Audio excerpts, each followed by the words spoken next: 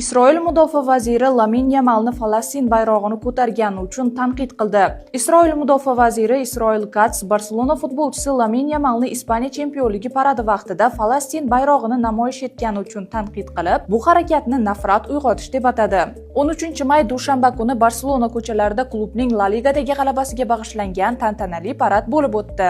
Mahalliy ma'murlarning ma'lumotiga ko'ra, tadbirda 750 mingga yaqin kishi ishtirok etgan. Tantanalar vaqtida 18 yoshli Lamin Yamal ochiq avtobus ustida Falastin bayrog'ini hirpiratgan. E'tiqodi musulmon bo'lgan futbolchi keyinchalik ushbu voqea aks etgan suratlarni o'zining Instagram sahifasiga ham joylashtirgan. Isroil mudofaa vaziri Israel Katz o'zining X sahifasida futbolchining harakatiga nisbatan keskin fikr bildirdi.